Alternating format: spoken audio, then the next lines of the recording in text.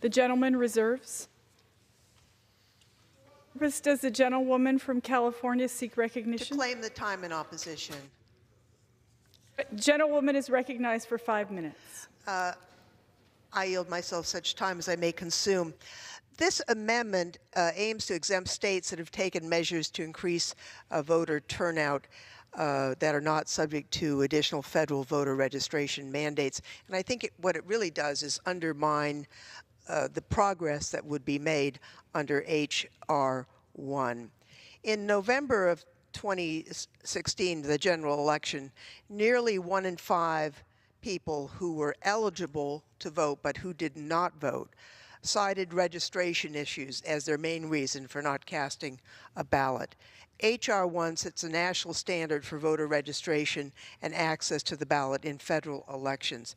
Now, an improvement in participation rates is fine, but it doesn't mean that proven programs, such as the automatic voter registration program, aren't necessary. The automatic voter registration is not simply to increase turnout. It serves a more fundamental purpose to protect the right to vote by removing bureaucracy and obstacles from the process of registering to vote. Now, nearly every state that's implemented automatic voter registration has seen dramatically increased registration rates. High rates of voter registration are inherently healthy for a democracy. I would just like to ask unanimous consent to put into the record a letter I received just yesterday from Kate Brown, the governor of Oregon. And she notes that Oregon was the first state to have automatic voter registration, went into effect in 2015, and it's added nearly 400,000 voters to the state rolls, has ensured nearly 90% of eligible voters are in fact registered to vote. What that means is they can participate in our election, which I think is very important. So with that, I would reserve the balance of my time. The gentlewoman's request will be covered under general leave. Gentleman from Ohio is recognized. Thank you, Madam Chairwoman. The amendment that I've offered is in keeping with the spirit of the bill. States are balancing the right of everyone to have access to the polls. Automatic voter registration has allowed so much access to the polls that it's created challenges for states to be able to comply with even people who are only supposed to vote legally. They have access to voter registration through motor voter and other ways when they're not even residents of the United States.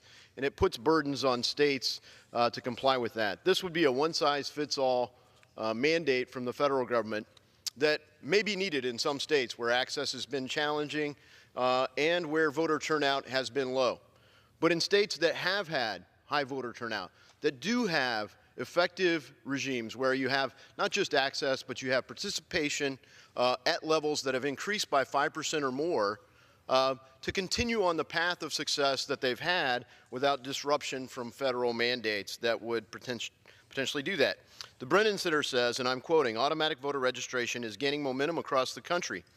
Currently, 15 states have approved and DC have approved the policy, meaning that over a third of Americans live in a jurisdiction that has either passed or implemented automatic voter registration. This policy is winning at the state level, and overall push for turnout is also winning. My amendment is complementary to this bill's enterprise, and it would do nothing to undermine the pushes that are already going on at the state level.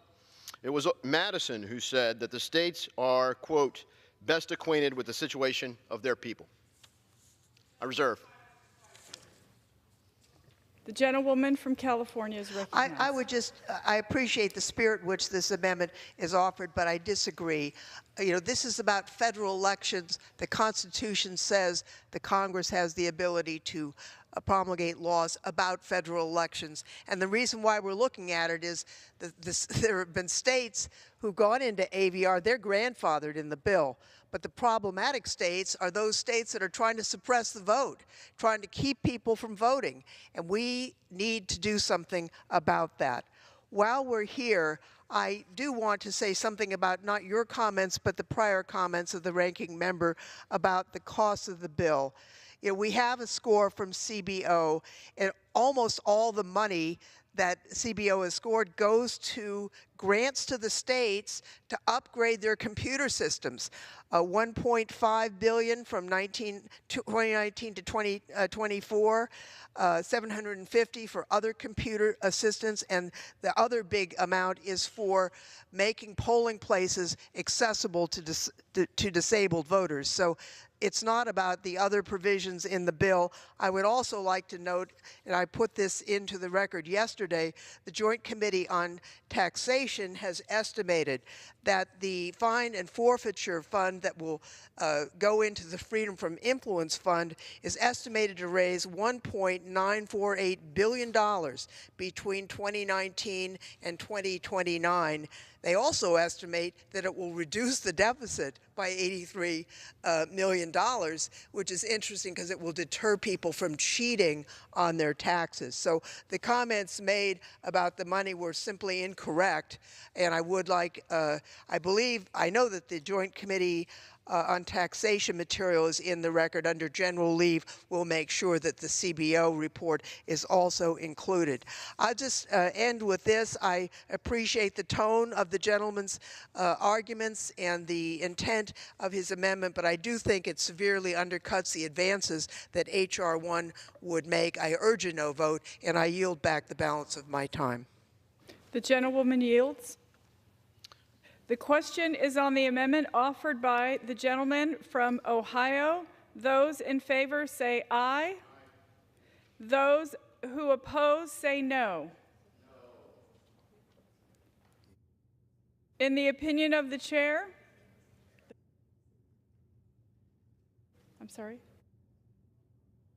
in the opinion of the chair, the noes have it.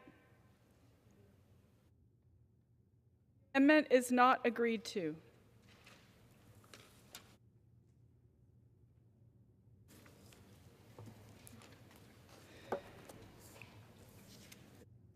It is now in order to consider amendment number 32, printed in Part B of House Report 116-16.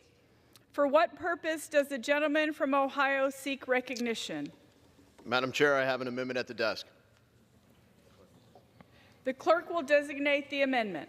Amendment number 32, printed in Part B of House Report number 116-16, offered by Mr. Davidson of Ohio. Pursuant to House Resolution 172, the gentleman from Ohio, Mr. Davidson, and a member opposed, each will control 5 minutes. The chair recognizes the gentleman from Ohio. Thank you, Madam Chairwoman. I want to quote from a speech delivered by a former SEC, Securities and Exchange Commission, chair. Certain mandates which invoke the Securities and Exchange Commission's mandatory disclosures powers seem more directed at exerting societal pressure on companies to change behavior rather than to disclose financial information that primarily informs investment decisions. That is not to say that the goals of such mandates are not laudable. Indeed, most are. Seeking to improve safety in mines for workers or to end horrible human rights atrocities in the Democratic Republic of the Congo are compelling objectives, which as a citizen I wholeheartedly share. But as chair of the SEC, I must question as a policy matter, using the federal securities laws and the SEC's powers of mandatory disclosure to accomplish these goals. Those are the words of Mary Jo White, President Obama's SEC chair. She understood what this body understood when it adopted the rider in the provisions in the Appropriations bill my amendment seeks to protect. The SEC cannot and should not be used as a tool for social engineering. The disclosure laws cannot be used as a method to compel non-economic behavior. The SEC has known this since the 1970s, when it received hundreds of different petitions to add dozens of different disclosure requirements. It stated at the time, quote, "The Commission's experience over the years in proposing and framing disclosure requirements has not led to question the basic decision of the Congress that insofar as investing is concerned, the primary interest of investors is economic. After all, principal, if not the only reason why people invest their money in securities is to obtain a return. A variety of other motives is probably present in the investment decision of numerous investors, but the only common thread is the hope for a satisfactory return. And it is to this that a disclosure scheme intended to be useful to all must be primarily addressed. We don't know what each individual investor wants. Disclosure requirements have proven very costly, and I urge my colleagues to support the position of the Obama SEC chair and the SEC since the 1970s, which my amendment seeks to preserve. I reserve. The gentleman reserved. For what purpose does the gentleman from Michigan seek recognition? Madam Speaker, I rise to claim the time in opposition. The gentleman is recognized for 5 minutes. Thank you, Madam Speaker. I rise in opposition to Amendment number 32, which represents an unfortunate attempt to protect the influence of dark corporate money in politics. I'm so proud of the package of bills included in H.R. 1 because I believe that the work we are doing here will transform our democracy. One of the bills included in H.R. 1 is my Transparency in Corporate Political Spending Act, which will reverse a law that prevents the U.S. Securities and Exchange Commission, or SEC, from requiring corporations to disclose political spending to their shareholders. The only reason that the law my measure will reverse is even on the books is that for years, conservatives in Congress have misused the appropriations process to enact anti-transparency measures contrary to our most fundamental democratic values. This amendment would keep that anti-transparency law in place, and I cannot for the life of me understand why my colleagues on the other side of the aisle seem so keen on helping corporations keep their political spending a secret. How is that good for our democracy? Indeed, Justice Scalia, in another case after Citizens United, wrote, "Requiring people to stand up in public for their political acts fosters civic courage, without which democracy is doomed." This situation could not be simpler. Americans deserve to know which corporate interests are donating money to influence our elected officials. Corporations should play by the same rules as Michiganders in my district, in Macomb and Oakland counties, and the rest of Americans play by, and disclose their political contributions because secret corporate spending poses a threat to our democracy and to investor confidence. Since the disastrous decision in the Citizens United versus FEC case allowed corporations to make unlimited political contributions, investors and citizens concerned about the future of American democracy have looked to the SEC to require corporate disclosure of political spending. We need to untie the hands of the SEC so that it can move forward with finalizing a crucial rule requiring corporations simply to disclose their political spending. Requiring public corporations to be honest with their shareholders, customers, and the public about the political donations they make is essential to taking our democracy back from the hands of special interests. This is why I rise in vehement opposition to this amendment, and I urge my colleagues to oppose it as well. Thank you, and I reserve the remainder of my time. Gentleman reserved. The gentleman from Ohio is recognized. Madam Chairwoman, companies are already going ahead and disclosing political donations. 196 of the Fortune 500 companies have disclosure policies in place, up from 174 in 2015. More companies that are deciding this is the right way to approach their political giving. But I don't have anything to say against their voluntary decision. I do think it's a mistake to force compliance through disclosure laws at a time when public markets are less attractive than ever for going public. Capital formation in the United States of America could easily be improved and has in fact suffered by a heavy-handed regulatory approach, and corporations are not treated differently than individuals are. There's nothing that compels an individual to disclose every single dollar they donate and to whom, and this would go in the other way. If you decide to go public in the United States, you're treated differently under the law than a private company or a private individual. And the reality is, under law, you should be treated the same way, and in some cases, you're allowed to give a donation privately. In other cases, you're not. And corporations have to comply with that law. The Federal Election Commission administers that law, not the Securities and Exchange Commission. And I reserve. Gentleman reserves. The gentleman from Michigan is recognized. Madam Chairwoman, how much time do I have remaining? 2 1/4 minutes. Thank you. Madam Chairwoman, I am glad to hear that some corporations are good citizens. However, we cannot leave our basic functioning of our democracy to the whims of individuals. Some corporations protected their safety of their workers before we had the OSHA laws. Some corporations didn't use child labor before we had our child labor laws. We need fundamental rules to make sure there's sunshine in this area. And now I'd like to yield to the gentleman from Maryland, my friend, Mr. Sarbanes. For how much time does The gentleman can have the remainder of my time. Thank the gentleman for yielding. I just really wanted to echo what recognized. was just said, a couple of things that were said. First off, to note that clearly best practices have emerged with respect to public companies making this kind of information available, but if that best practice has merit, then it ought to be applied across the board, which is the argument that we are making. I want to thank you for your work and interest in this issue. The SEC is there to protect shareholders. It's there to protect the public.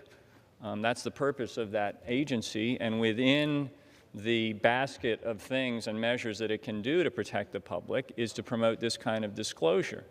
The rider that we're trying to get rid of in this bill that you would strike, that rider is preventing that kind of inquiry and disclosure and protection of the public to occur. And that's why it's so important that rider be struck.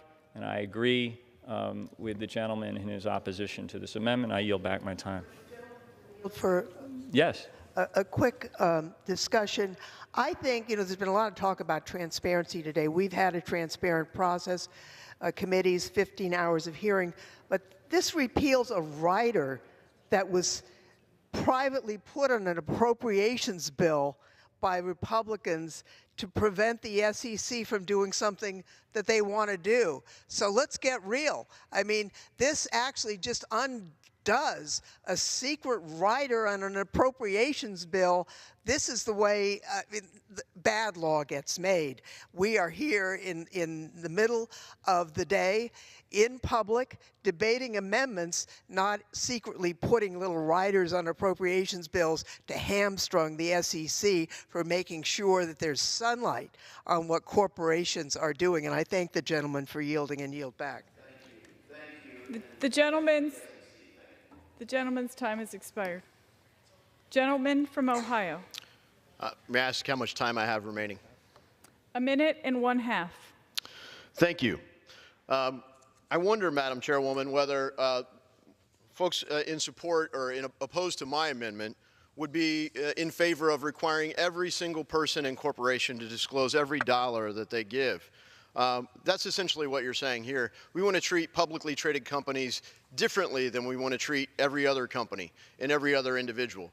And we realize that the FEC isn't competent or qualified to do that job, so we want to add another agency to do this. When President Obama's own chair of the SEC stated, when disclosure gets too complicated or strays from its core purposes, it can lead to information overload, a phenomenon in which ever-increasing amounts of disclosure make it difficult for investors to focus on the information that is material and most relevant to their decision-making as investors in financial markets. As has been stated, the fiduciary responsibility of the directors of the company, of the shareholders, of the people making investments is a common denominator. There may be disparate political views, and these days there surely are. And unpopular positions may sometimes be at odds with the fiduciary responsibilities of companies. This should have been debated in the Financial Services Committee. One of the other flaws of this path that we're on today, subrogating all of the authority of the other committees with only a handful of amount of participation. And lastly, I would say that a majority of Democrats actually voted for the appropriations bill with the riders that are at the heart of the opposition's objection to my amendment. I yield. The gentleman yields. The question is on the amendment offered by the gentleman from Ohio. Those in favor say aye. Those who oppose say no.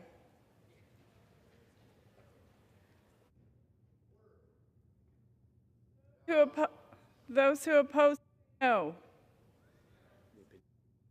Opinion of the chair, the noes have it. The amendment is not agreed. Madam Chair, I ask for the yeas and nays. Recorded vote. Pursuant to Clause 6 of Rule 18, further proceedings on the amendment offered by the gentleman from Ohio will be postponed.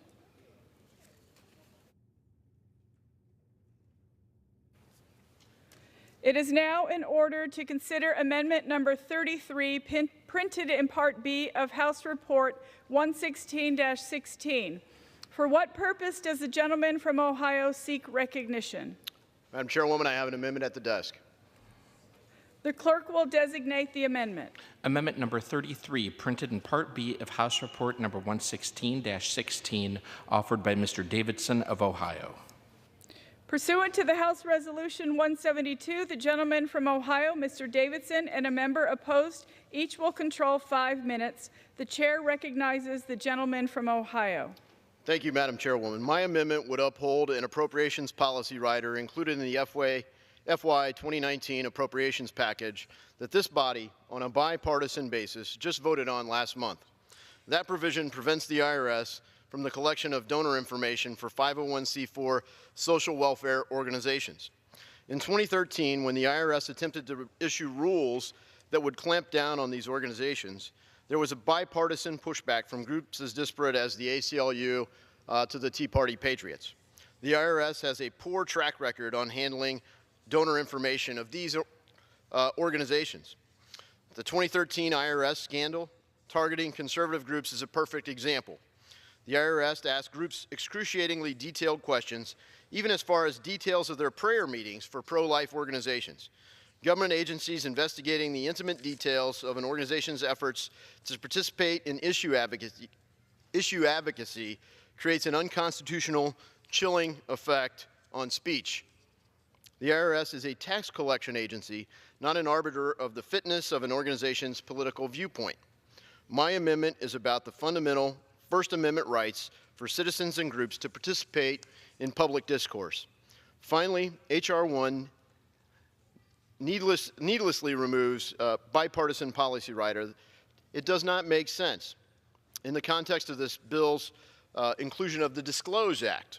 I oppose the First Amendment privacy issues raised by the Disclose Act provisions, like the ACLU opposes the Disclose Act. But duplicative collection of information, especially through a scandal-ridden agency like the IRS, which has scandalously overstepped its bounds and authority and jurisdiction, highlight what this amendment is all about, that it is inappropriate for the IRS to collect this sort of information. It is my hope that we can maintain the well-considered appropriations rider already included in the package passed just last month. I reserve. Gentleman reserves. Madam Chair, I claim the time in opposition. Purpose does a gentleman from Colorado. Madam Chair, I claim the time in opposition. The gentleman is recognized for 5 minutes. Madam Chairwoman, I rise today in opposition to the amendment. This amendment would strike a critical provision of H.R. 1 that cracks down on organizations that are flooding our elections with dark money. In the 2018 cycle, $150 million was spent by groups that did not have to disclose their donors. Voters had no idea who was spending this money to influence their vote. What it does is create a system in Washington that leaves elected officials beholden to mega donors rather than the needs of their constituents. This is a direct threat to our democracy, and it is coming from within this chamber. This is a problem that is only getting worse. Since Citizens United, dark money spending has gone up by more than 8,000%. Part of the problem is the law isn't being enforced. Some so-called social welfare organizations are devoting too much of their time to political activity, and yet they are allowed a tax-exempt status and don't have to disclose their donors. And the IRS can't do anything about it. We must allow the IRS to move forward on their 2013 rule to define acceptable levels of political activity by these organizations. This will create a clear standard. If a group violates this standard and it fails to adhere to its social welfare mission, then it should lose its tax-exempt status and it should register as a PAC. If you are going to spend millions of dollars to influence someone's vote, then you better have the courage to stand behind your words. Instead, mega donors have taken advantage of a loophole that allows them to donate to tax-exempt welfare organizations while hiding their identities. All Americans should care about the abuse of social welfare organizations. It undermines the sanctity of so many other valuable and necessary organizations. So let's be clear about what's happening here. This amendment serves one purpose: to hide mega donor support for campaigns. So let's pull back the curtain and let Americans see who is really behind those negative ads. Thank you, Madam Chairwoman. I reserve the remainder of my time. The gentleman reserves. Yeah. Recognizes the gentleman from Ohio. May I inquire the amount of time remaining? 3 minutes remaining. Thank you, Madam Chairwoman.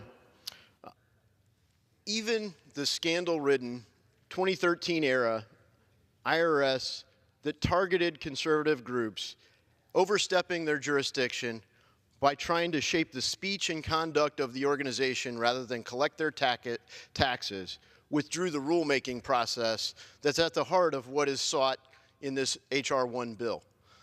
It is a chilling effect. As we talk about one of our rights to access to the ballot box at the federal level, and we consider that, I think it's important to remember the founding principles that led to the creation of this country. And they're enshrined in the Federalist Papers. I would ask unanimous consent to submit a copy of Federalist 59, wherein Madison makes the case that Article 1, Section 4 of the Constitution is about the federal government's right to defend itself. It is not about Congress being the prime driver of elections. And even in the case where, if we look at in the heart of this bill, so I ask unanimous consent to submit. Requests will be covered under general leave. Thank you. And as you look at this, we have the Federal Elections Commission. We have bodies of law that require disclosure, and we have organizations that sometimes violate those disclosure laws. And those companies are prosecuted when they do that. Here we want to take and add the IRS responsibility of shaping that disclosure, and only for these type of groups and these type of donations. It is intended to have a chilling effect on speech, and that is at the core of the objection for groups that don't agree on much between the ACLU and the NRA. They don't often agree, but they agree that H.R. 1 is bad, and this is one of the goes to the heart of their objection, and I ask unanimous support for my amendment. And I reserve the balance. Gentleman from Colorado is recognized. Madam Chairwoman, I yield a minute to my colleague, Ms. Lofgren. Just to note, Congress never intended for 501c for social welfare organizations to just be conduits for dark campaign spending. In exchange for nonprofit status and tax-exempt status, the law requires them to engage exclusively in the promotion of social welfare. Now, how is that defined? The IRS was trying to give a bright line on that, but they were stopped by a secret rider put in an appropriations bill. Obviously, the appropriations bill, writ large, got votes from both sides of the aisle because you need to keep the government down. But that's not the way you legislate. That's a sneaky way to change the law.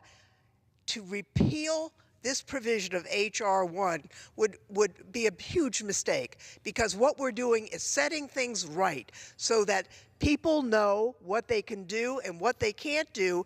Yes, you can speak, but don't expect to get a tax break because you're speaking about politics. You get a tax break because you're doing charitable work. I thank the gentleman for yielding. Madam Chair, Gentleman I yield a from minute. Colorado. Madam Chair, I yield a minute to my colleague, Mr. Sarbanes. Maryland is recognized for 1 minute.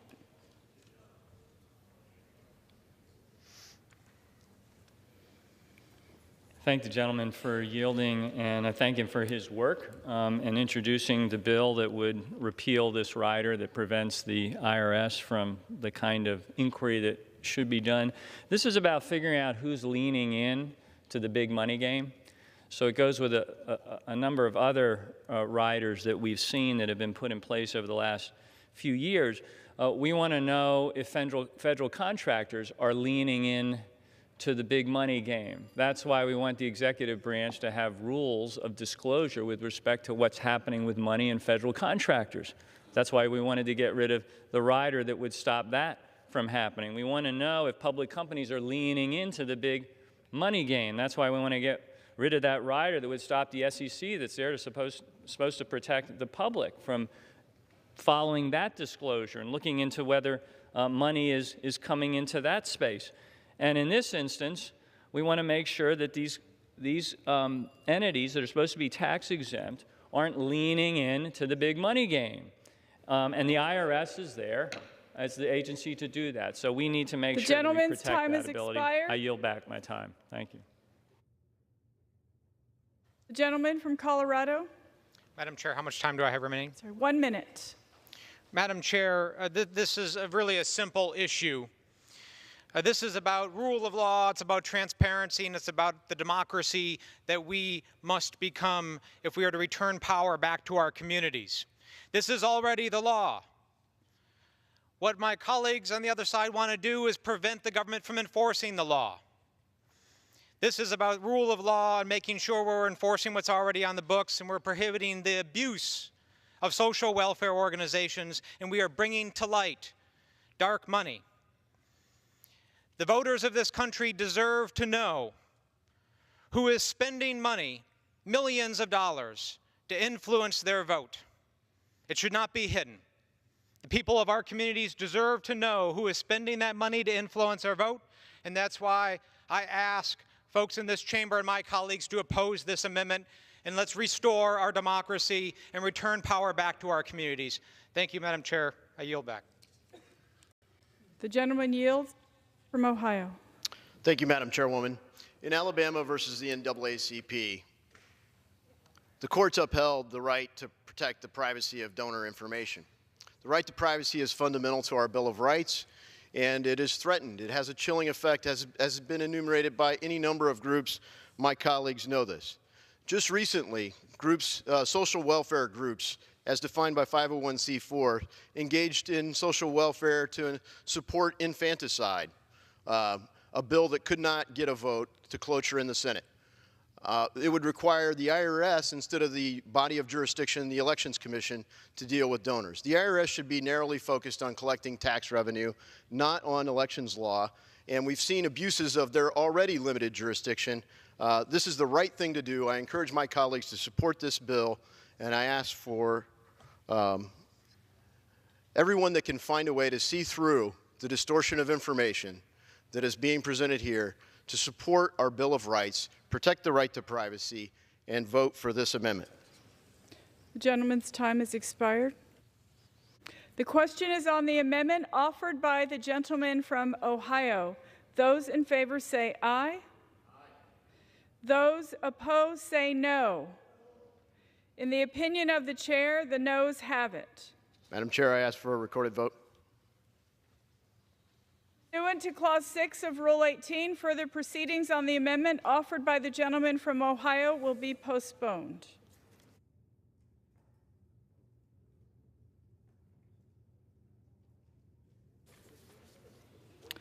It is now in order to consider Amendment Number 34, printed in Part B of House Report 116-16.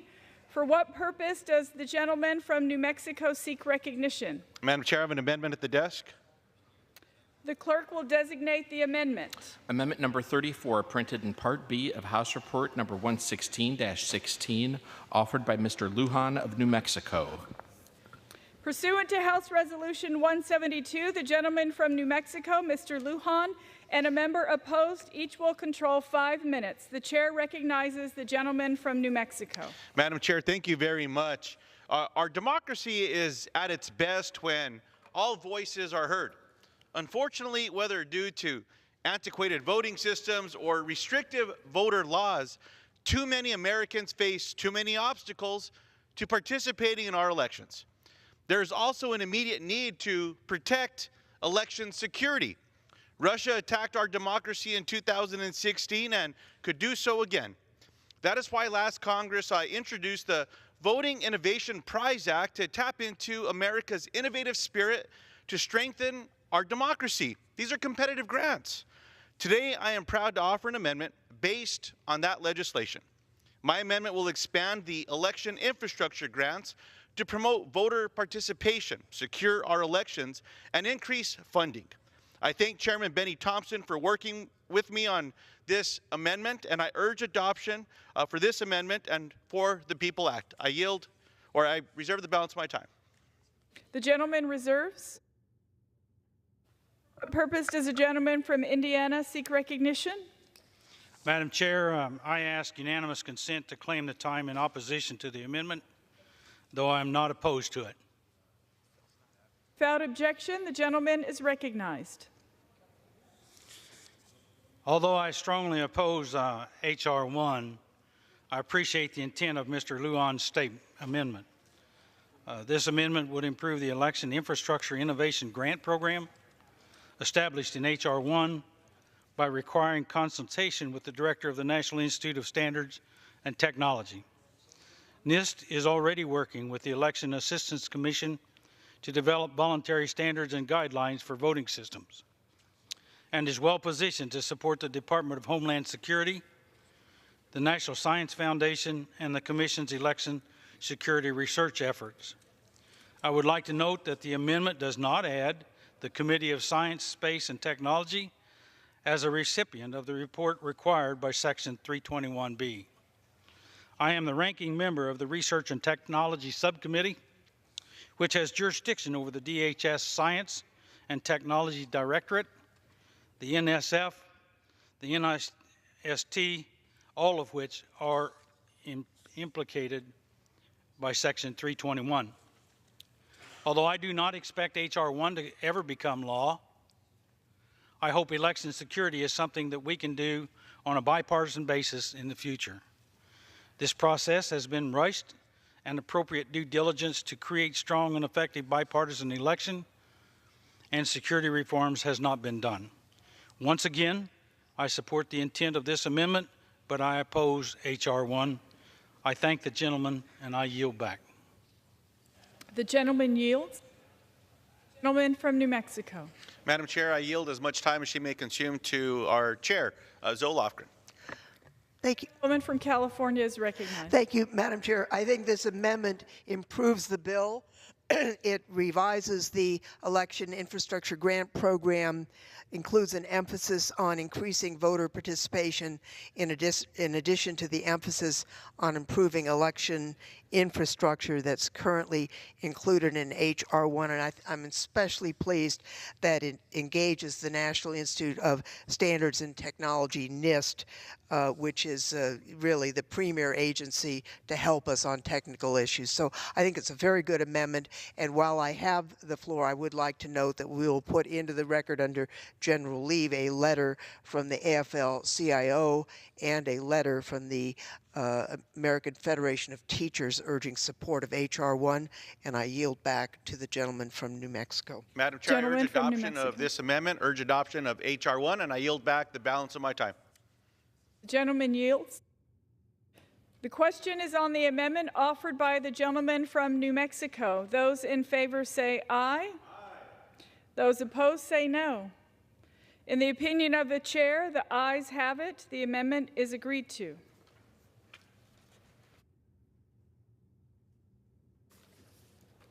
It is now in order to consider Amendment Number 37, printed in Part B of House Report 116-16. For what purpose does a gentleman from Wisconsin seek recognition? Madam Chair, I have an amendment at the desk. The clerk will designate the amendment. Amendment number 37, printed in Part B of House Report number 116-16, offered by Mr. Pocan of Wisconsin. Pursuant to House Resolution 172, the gentleman from Wisconsin, Mr. Pocan, and a member opposed, each will control 5 minutes. The chair recognizes the gentleman from Wisconsin. Thank you, Madam Chair. First off, let me thank Mr. Sarbanes for this bill and Ms. Lofgren for all your work on this bill. This is an important promise that we made to the American people, that we would clean up Washington, and I think H.R. 1 is going to go very far in doing that. This amendment specifically addresses an important aspect of continuing to make the process for democracy stronger in this country. This amendment would end the practice of prison gerrymandering. Starting this decennial census, this amendment would require persons who are incarcerated in correctional facilities to be counted as a resident of their last place of residence before incarceration. There is only one constitutional mandate as it pertains to the census. The federal government must count all persons present in the country at the time of the census. We know we will get an accurate count of incarcerated individuals. The only question then is, where do we count them? If we count incarcerated persons as being present at their last known residence, we know that the right community will receive an appropriate amount of population-based funding it needs to take care of all of its citizens. Because the odds are that an incarcerated person will return home after release to the community in which they most recently lived. If we count incarcerated persons as residents of correctional facilities, more often than not, we are simply swelling the population count of communities in which incarcerated individuals do not actually live, participate in civil society, or utilize government services outside prison walls. Let's stop this charade. Let's stop the dramatic distortion of representation at state and local levels, and let's end the inaccurate creation of community populations that mislead research and planning efforts. I urge my colleagues to support this amendment, which is also supported by the Brennan Center for Justice, Common Cause, and the Leadership Conference on Civil and Human Rights, and I reserve the balance of my time. The gentleman reserves. For what purpose does the gentleman from Illinois seek recognition? Madam Speaker, I rise in opposition. The gentleman is recognized for 5 minutes. Thank you, Madam Speaker, and I appreciate my colleague from Wisconsin's interest in redistricting and gerrymandering. Coming from the state of Illinois, I like the independent redistricting provisions of H.R. 1. I have some concerns as to why one state's redistricting plan is now part of the bill when it was supposed to be a nationwide approach, but we'll get to that later. Gerrymandering is a process, like in my home state of Illinois, that can poison the political process. You know, we have Democrat supermajorities in the House of Representatives in Illinois. We have Democrat majorities in the Illinois State Senate, supermajorities. We have a Democratic governor. Boy, I certainly hope we get redistricting reform by the time 2021 rolls around. But this amendment is about gerrymandering. This amendment is about the census, and my biggest concern goes back to, again, this bill was not even marked up in the Oversight and Reform Committee. This issue was not even brought up during the single hearing that the Oversight and Reform Committee held on H.R. 1. This amendment also could upend a foundational principle of the census. Since 1790, the census has been counting people at their usual residence on Census Day. I guess when Charles Manson was alive out in the 21st District of California, I mean, he got counted at the maximum security federal prison. All alternatively housed populations are actually counted the same way, or supposed to be. Who's to say that somebody who lives at Charles Manson's old home, a relative, doesn't write him down on the census form too? I have some concerns about double counting that this amendment does not address. But prisoners have been counted at their prison. College students have been counted at their dorms. I remember in 1990, I filled out a little census form at Mills Hall at Millikan University in Decatur, Illinois, to be counted as part of the census. I didn't check with my mom to see if she counted me at home too.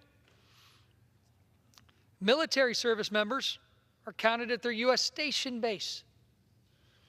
Counting one population differently than other similarly situated populations only serves to decrease the accuracy of the census. The census count is actually about apportionment that state legislatures used to draw new lines, or independent commissions use to draw new congressional lines, state legislative lines. Hopefully they don't gerrymander. This is not about redistricting. The Census Bureau works with states to provide detailed data about prison population that would allow the states to redistrict however the state chooses. That's why I'm opposed to your amendment. I do respect you being here to participate in the process. I certainly wish that we could have sat down and maybe worked out a better amendment that would have addressed all our concerns, and I'll reserve. The gentleman reserves. Gentleman from Wisconsin. Yeah, thank you, Madam Chair. I'd like to give as much time as may be consumed to the gentlewoman, Ms. Lofgren. The gentlewoman from California is recognized. I appreciate the thoughtful comments made by the ranking member, but I do think this is a special situation, and it's why the NAACP Legal Defense Fund is in support of this amendment. As the NAACP Legal Defense Fund has noticed, the practice of counting prison inmates as part of the district where the prison is located has a disproportionate impact on African American and Latino communities, and that's because members of those communities, for a variety of other bad reasons, are incarcerated at higher rates and housed at prisons farther from their home than other communities. The gentleman from Illinois is correct. You may be counted in the census at your university dorm, but you can also vote from your university dorm. The inmates can't vote. Actually, they are properly allocated to the communities where they're from. Doing otherwise has the impact of disenfranchising communities of color around the United States, and that's why this amendment is an important one and why the Brennan Center and the NAACP supports it. I thank the gentleman for offering it and yield back. Thank you. I would just like to add, in 2016, when the Census and the Federal Register asked for comment on this, 77,000 people did comment. Only 4 wanted to keep this provision. Everyone else wanted to change this out of 77,000. That's probably about the percent of people who think Nickelback is their favorite band in this country. It's pretty low. And I think if you look at Nickelback's your favorite band, I apologize to the gentleman. Why would you criticize one of the greatest bands of the 90s? Wow. All right. One more reason why there's a difference between Democrats and Republicans clearly found on the floor of Congress today. But I would argue, when I look at the small communities in Wisconsin, and I'd probably argue in Illinois, where there are correctional facilities, those populations really do bloom because of the people who are incarcerated there, but almost no one goes back to that community. So this is a much better and more accurate way to have the census, and I hope that it'll be supported, and I yield back. I reserve my time. I'm sorry. Back. The gentleman reserved. I stand here to say that my colleague from Wisconsin, I know he did not mean to offend the many thousands upon thousands of Nickelback fans in his district in Wisconsin. I'll stand here to save you from doing that and have to face the political consequences at the ballot box. I enjoy debating back and forth, and it's always good to have some good humor on the floor of the House. And yes, I actually do have a Nickelback song on my running playlist that I listen to on a regular basis, and was ridiculed by that when I posted my playlist one time. And I know some in this chamber, even up at the dais, are still laughing about that. But this amendment's a bad amendment. I wish we could have worked together on it. I hope we can work together on any gerrymandering in this nation together as we know it, and I look forward to working with you in the future. But I do have to recommend a no vote on this amendment because it does not address the underlying issues with gerrymandering and the underlying issues that I have with this bill. So I yield back the balance of my time. The gentleman yields. Gentleman from Wisconsin. Yeah, I will just wrap by saying I appreciate that very brave admission of your fandom for Nickelback. That's very brave, and I do recognize that. I didn't think we were going to talk about Nickelback on the floor today. Somehow it came up. But I do urge all of my colleagues to support this amendment, and I do yield back my time, the balance of my time. The gentleman yields back. The question is on the amendment offered by the gentleman from Wisconsin. Those in favor say aye. Those opposed say no. In the opinion of the chair, the ayes have it. The amendment is agreed to.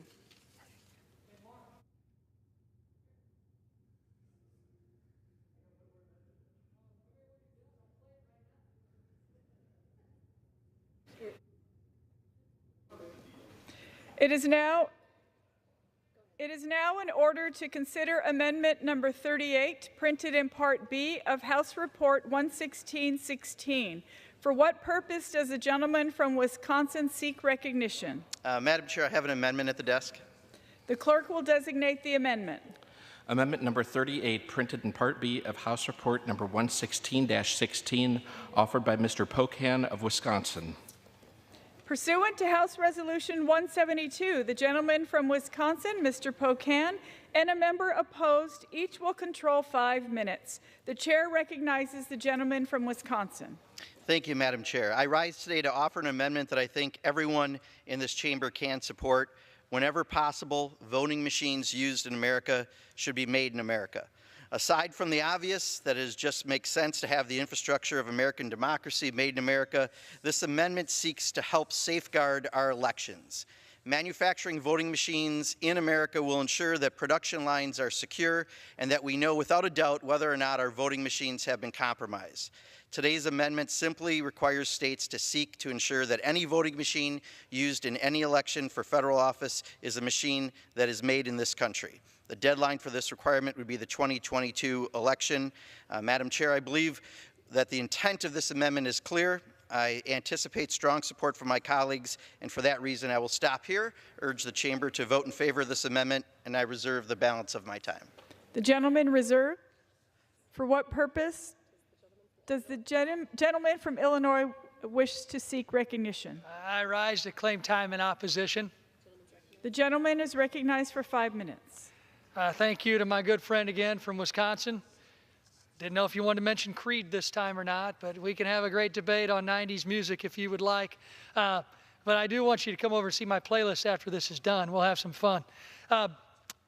This amendment I'm opposed to because American manufacturing employs more than 12 million men and women, contributes $2.25 trillion to the U.S. economy annually, has the largest economic impact of any major sector, and accounts for more than 3/4 of all private sector research and development in the nation.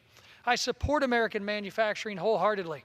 However, my good friend's amendment is not about American manufacturing. It's about what many complaints I've had regarding H.R. 1, and I've already stated, it's about federal overreach and mandating states to comply with a requirement that's within their jurisdiction.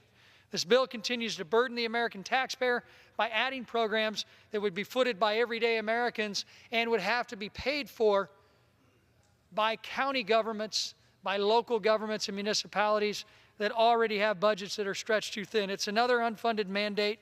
From the federal government.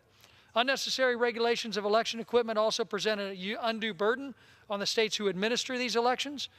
This requirement gives state and local officials less options.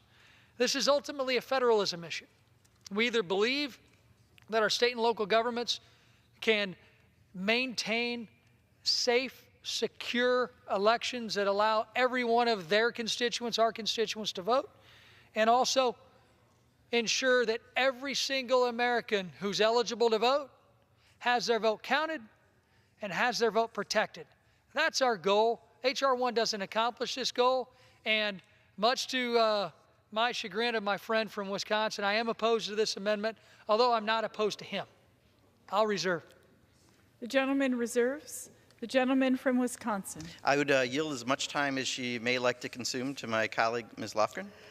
The gentlewoman from California is recognized. I support this amendment given the level of foreign interference in elections in 2016 and 2018, efforts to penetrate our voting systems. I think it makes sense that we use American manufactured systems as well as software. But I would note this. This amendment is not prescriptive. It says that states shall seek to ensure. That's not a mandate to do it. Really, this is saying this is a good thing to do. I think it is a good thing to do. And I would like to, while I have the the microphone, note that we have just received a letter from 27 religious institutions, including the Alliance of Baptists, African American Ministers in Action, the National Council of Churches, the Network Lobby for Catholic Social Justices, and the Presbyterian Church of the United States in favor of H.R. 1, which I'll make available under general leave, and I yield back to the gentleman. Okay. And I'll reserve my time. The gentleman reserves. Gentleman from Illinois. Again, this amendment I'm opposed to because I believe it's a federal overreach, but I do want to address an issue. As we can see, this could require American manufacturers to begin producing even more pieces of equipment that would then have to comply by the standards of this amendment, which is fine. I'm all for creating American jobs, but we also have a problem with the underlying bill. I tried to pass an amendment in the only markup that happened on this now almost 700-page bill. The amendment would have made sure that anyone who helped craft this bill, especially the special interest groups who were recognized on the day this bill was introduced and announced at a press conference, people who helped write this bill should have to sign a document that says that they will not profit from this. What doesn't happen is if somebody who helped craft this bill decides to open a manufacturing facility and make money off of the legislation, we need to know that. And because that amendment did not pass during the markup process, we won't know if that happens. And I'd love to work with my colleague from Wisconsin to put a provision in place like that. And at that point in time, this may be an amendment I could support. And I will go ahead and I'm going to yield back before we talk about any more 90s music. The gentleman yields. Gentleman from Wisconsin. Thank you, Madam Chair. And I can assure my colleague I do not plan on going into the voting machine business, so he doesn't have to worry about me anyway. I don't think anyone in this body will. I do urge all of my colleagues to support this amendment, and I will yield back the balance of my time as well. The gentleman yields back. The question is on the amendment offered by the gentleman from Wisconsin. Those in favor say aye. Those opposed say no. In the opinion of the chair, the ayes have it. The amendment is agreed to.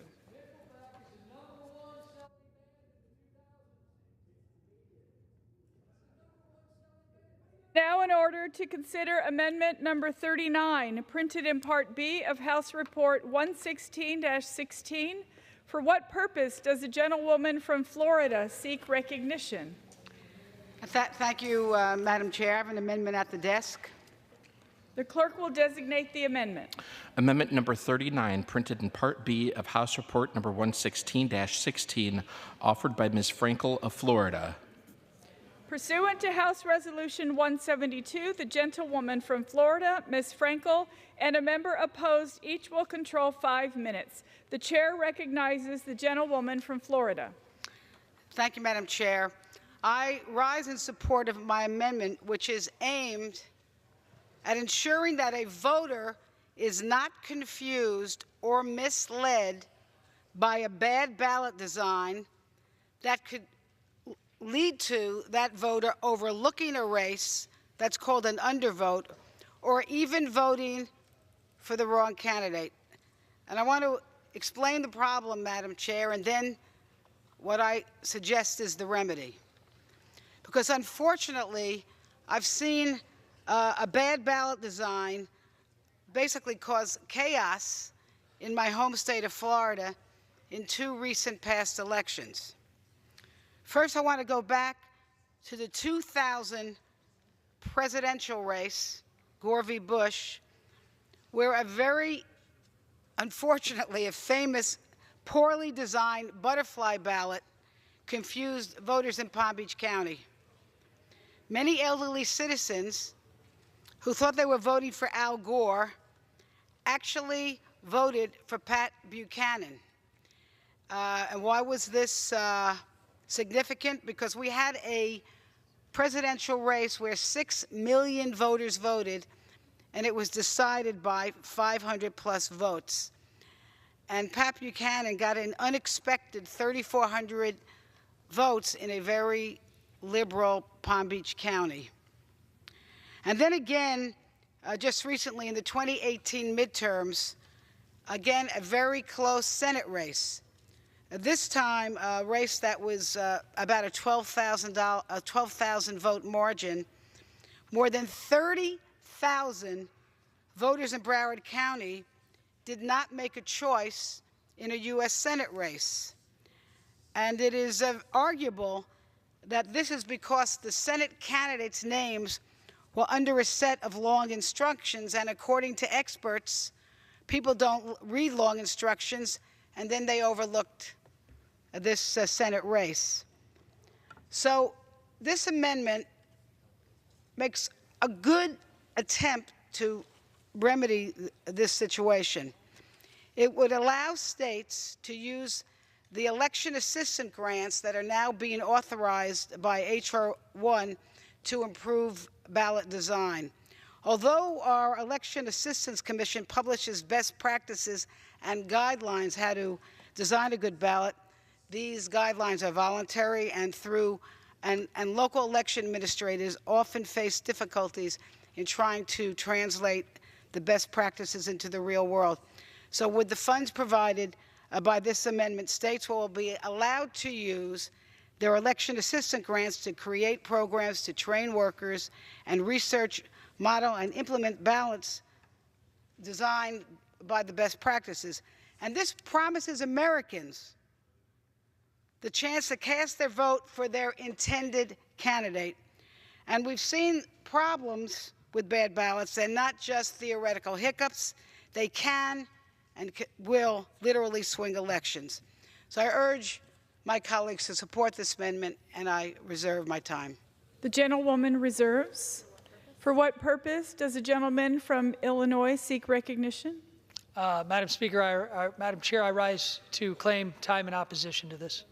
The gentleman is recognized for 5 minutes. Thank you to my friend and colleague from Florida and fellow 2012 election year classmate. We want to make sure every vote is counted. We want to make sure that every eligible voter in this country is registered, casts their votes, and that their vote's protected. But I have a lot of faith in the American people. I have a lot of faith in the American voters. I think simple sets of instructions above or below a race, may or may not be a consideration in whether or not somebody decides to vote.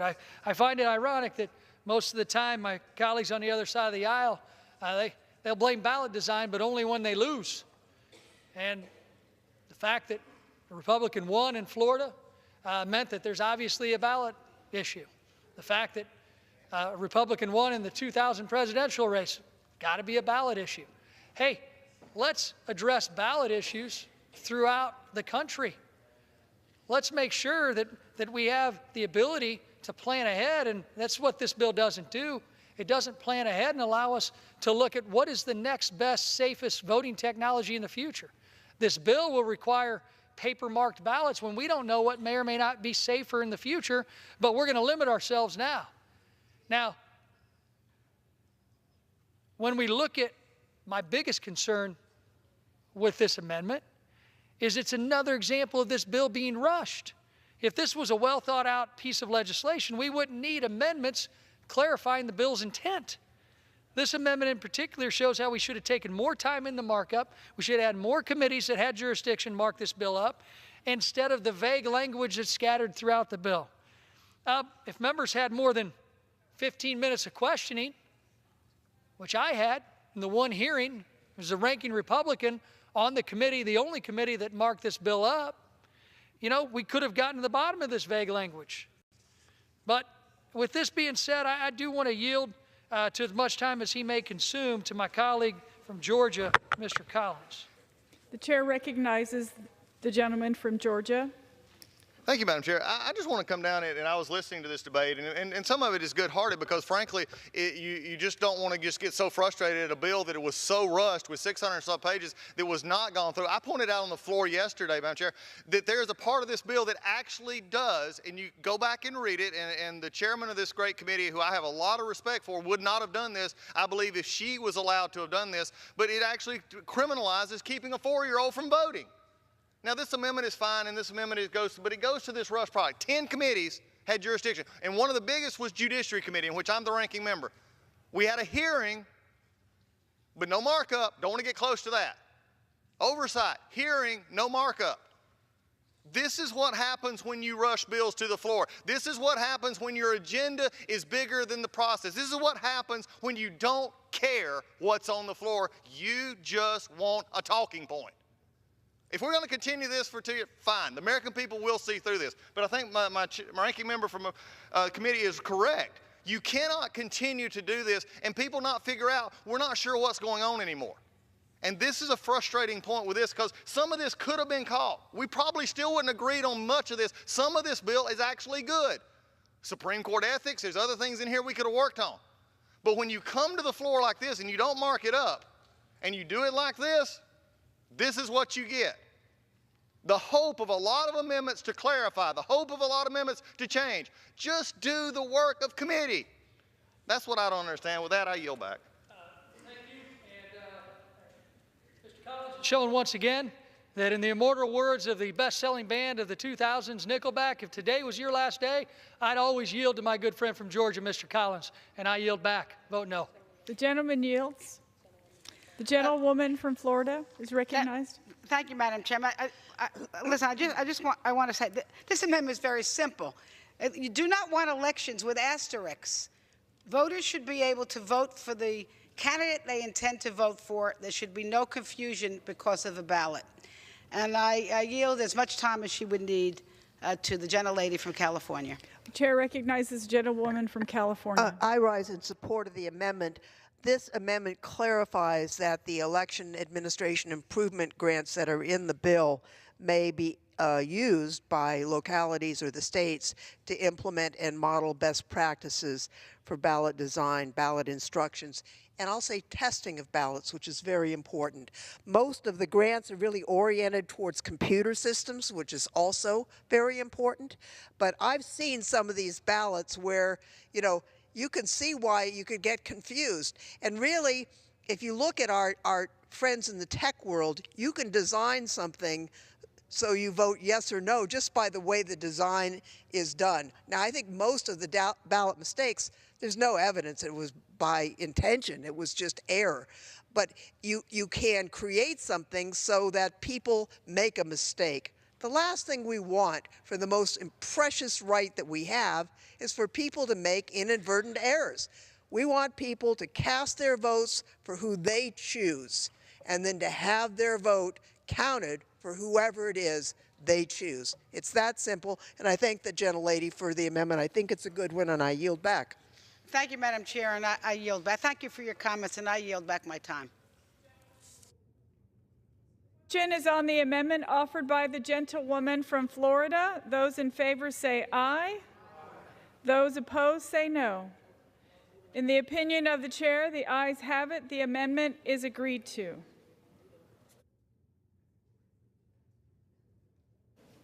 It is now in order to consider amendment number 43, printed in Part B of House Report 116-16. For what purpose does the gentleman from Virginia seek recognition? Madam Chair, I have an amendment at the desk. The clerk will designate the amendment. Amendment number 43, printed in Part B of House Report number 116-16, offered by Mr. Byer of Virginia. Pursuant to House Resolution 172, the gentleman from Virginia, Mr. Byer, and a member opposed, each will control 5 minutes. The chair recognizes the gentleman from Virginia. Thank you, Madam Speaker. And I yield myself such time as I may consume. And I am very pleased to be able to offer this amendment with my good friend from the 1st District of North Carolina, Mr. G.K. Butterfield. Madam Speaker, I'm the father of 4, and for the last 40 years, I have tried always to take one of my children into the voting booth with me until they got too old one by one to come in, because I wanted them to see by example how important it was to vote. I've tried to show them that this is a really big deal. And our dinner conversations for these 40 years have been always about the world, the country, inevitably then about politics and about government. Because nothing is more important to our representative government than this idea of self-determination, that every one of us has the obligation to be part of our political process. But sadly, as we all know, way too many young people do not participate in our process. We get to 10%, 11%, 12% under the age of 29. We're thrilled that they show up. So their voice is lost far too often. So our amendment simply authorizes $25 million over the next 2 years in grant money to be issued to the Election Assistance Commission, and that's for them to give to eligible states money to be used to carry out plans, policies, programs to increase youth involvement in elections. So it does things like encourage states to implement methods to promote the pre-registration of young voters. I know this is probably already part of the bill itself, the requirement for pre-registration, but in the 20 states that have it, that you can register at age 15 or 16, not vote till you're 18, but do that, you get a much higher voter participation. It petitions states to modify the curriculum of secondary schools to promote civic engagement and activities to inspire their engagement. Madam Chair, I try to accept every invitation that I get from a high school to come be part of their classes. I think I did 84 high school graduations when I was lieutenant governor, because I get so discouraged when not just kids, but even adults don't know the names of their governor or their U.S. senators, or certainly not their congressmen, and no idea how the Constitution works and how valuable it is. So we've got to educate them, and this is a small investment in encouraging states to provide those curricula and others that can make it. They need substantive opportunities to participate in our political process and contributing to practical solutions. Madam Chair, I feel deeply that if you can give good practice to kids, that'll lead to good habits to good character, and as we all know, character is destiny. So this small, humble amendment simply authorizes the Appropriations Committee to invest $25 in the Election Assistance Commission to help get our kids involved in politics at the best and young ages. And with that, I reserve the balance of my time. Gentleman reserves. For what purpose does a gentleman from Illinois seek recognition? Madam Chair, I rise to claim time in opposition. The gentleman is recognized for 5 minutes. Thank you, Madam Chair, and I appreciate my colleague from Virginia offering this amendment. I know he misspoke when he said $25 is being authorized in this amendment. It's actually $25 million that's being authorized, and that's my biggest hang-up with the bill. We've got a lot of pressing things in this country that $25 million can be spent on: infrastructure projects, pediatric cancer research, putting it towards curing Alzheimer's, ALS, what have you.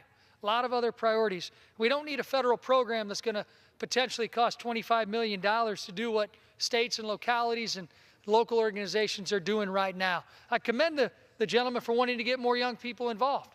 I've got 18-year-olds. I sometimes wish they were a little more interested in what was happening at all levels of government, but that comes with time. And it's interesting, you talked about being around the dinner table with your family, talking about what it means to serve, what it means to enact policy. That's how I got here. I'm the son of a 16-year-old who walked into a fast food restaurant and then never left. He's going to celebrate 60 years with the same company this year. And because he had a dream to own his own restaurant one day, my dad, he was able to move us to Illinois and achieve the American dream. He and my mom, a high school dropout, taught me around the dinner table how decisions in Washington and in Springfield, Illinois affected their ability to hire people at their local McDonald's in Taylorville, Illinois. That's what got me interested in politics. That's what got me interested in government. And much to the chagrin of some on the other side of the aisle and some on my own side of the aisle, that's probably why I'm here. We want to encourage young people, but that encouragement happens around the dinner table. It happens already, and it shouldn't cost $25 million. And I'll reserve. The gentleman reserves. The gentleman from Virginia is recognized. Sure. Yeah. Then I would yield time to the acting chairman of the committee. The gentlewoman from California is recognized. I'd like to commend Mr. Beyer, Mr. Butterfield for this amendment. Providing grants over the period of time that the bill covers, this is actually a pretty small amount of money, and it is subject to appropriation. I do think it's difficult to put a price on our democracy. We need to make sure that young people are involved from the get-go. We've seen that young people don't necessarily have the tools to become engaged in our democracy. It's fine if our ranking member gave his instruction to his twins around the dinner table. I commend him for that. But not every person in America has been so fortunate, and we need every American to participate. I would just like to say that this amendment, coupled with Mr. Al Green's amendment for the pilot project and Mr. Negus's amendment, which will come later in the proceedings, really does put on the agenda outreach to the young people of America to participate in our democracy. I know that there are people on both sides of the aisle who have concerns about changing the voting age in this bill, want to study that further. For those people, these amendments are going to create vigorous outreach to the young people of America so they can be participants, and I commend the gentleman for offering it and yield back. Thank you. I reserve, Madam Chair. The gentleman reserves. Gentleman from Illinois. Madam Chair, how much time do I have left? 3 minutes. Thank you. I appreciate the chairperson offering her support for this amendment. She mentioned it's tough to put a price on democracy. That's exactly what H.R. 1 is doing. The price of democracy in every single congressional district for every single candidate running for Congress is now, according to this bill, $4.5 million in corporate money and eventually taxpayer dollars. That's the price of democracy that my Democratic colleagues have put into every member of Congress's campaign coffers if this bill goes through. The price of democracy should be the freedoms that we enjoy on this floor of this great institution to be able to debate back and forth. The price of democracy should not be legislated at $4.5 million for each and every member of Congress who's blessed enough to serve in this institution. And with that, I'm going to yield as much time as he may consume to my good friend, again, from Georgia, Mr. Collins. Chair recognizes a gentleman from Georgia.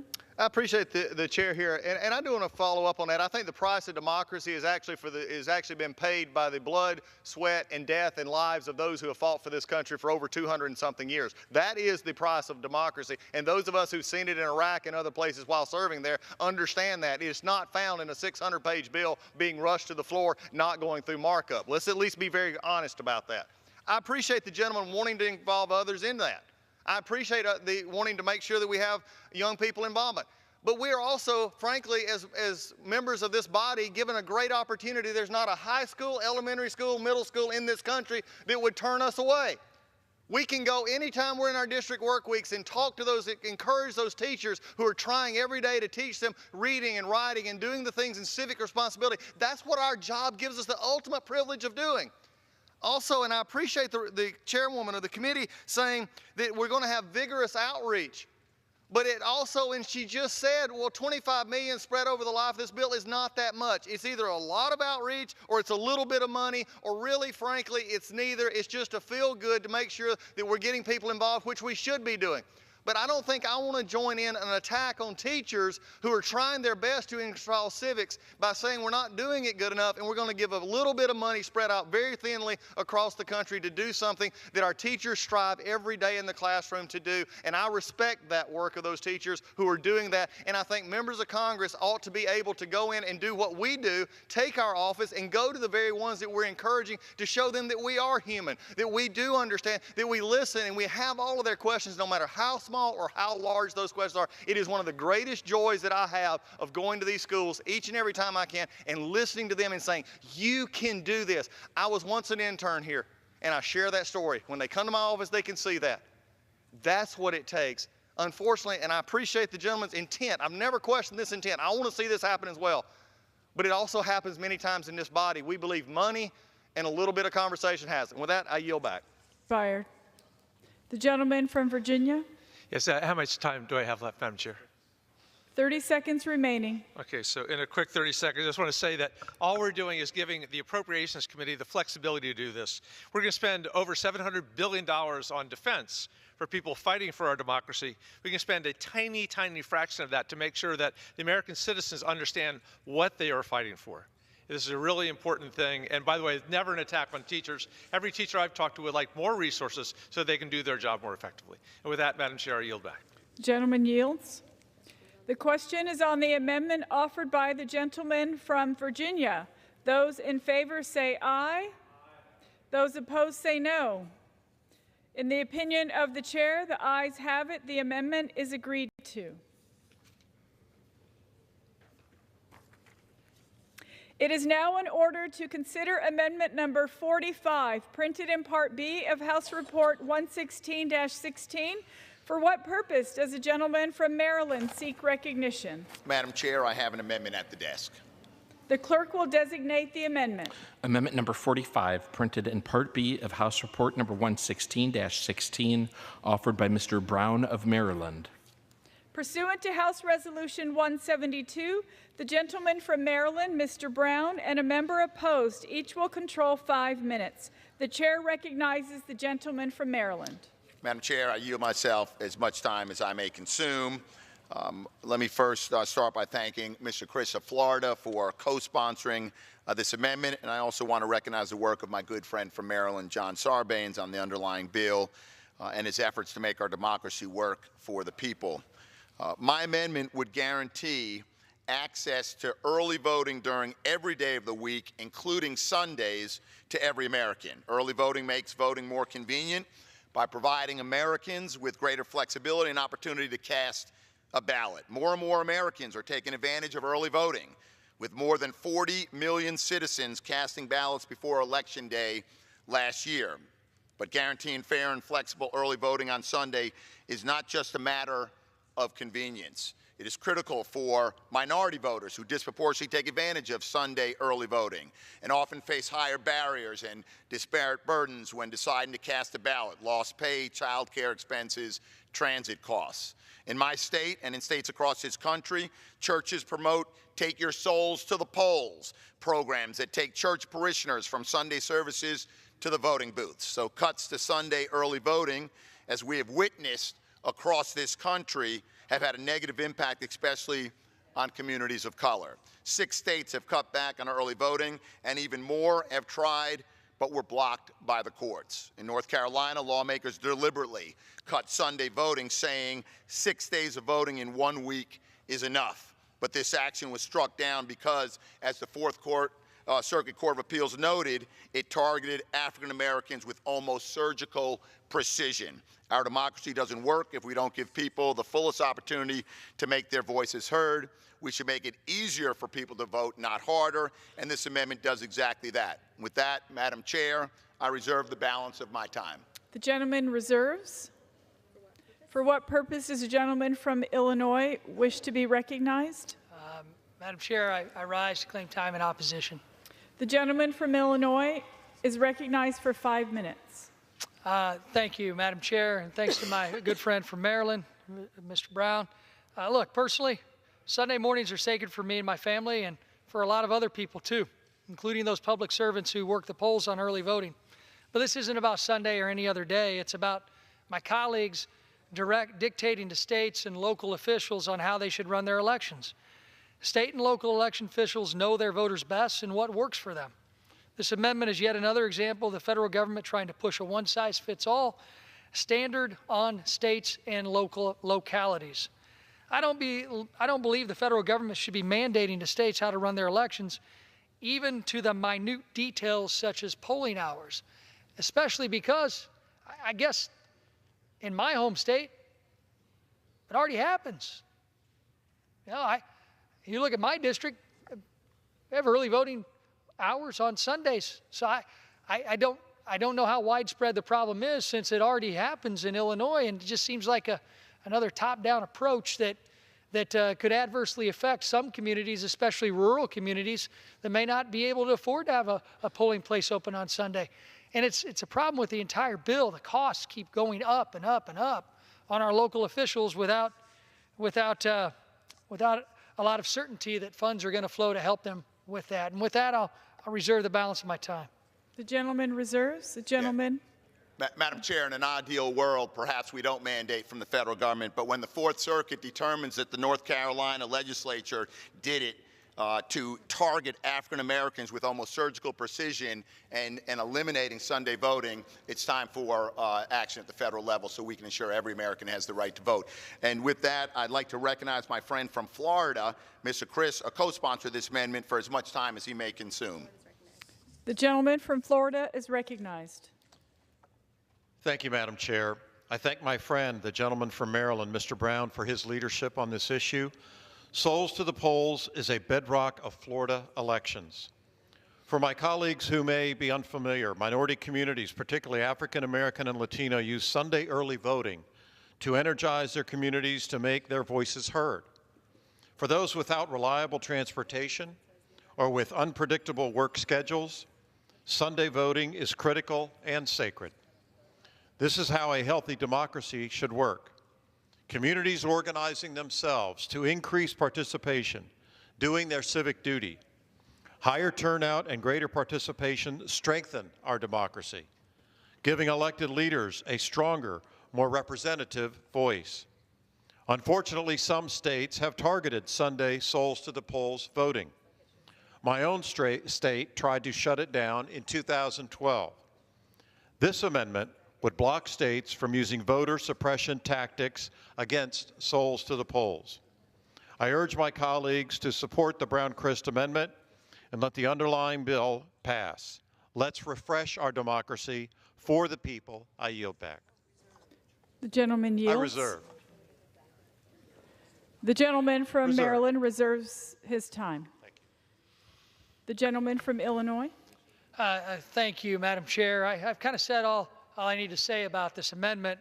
So while I have a few extra minutes, I understand the chairperson has received an estimate from a joint committee regarding how much this new corporate funding program for congressional campaigns will bring into the federal government over the next 10 years.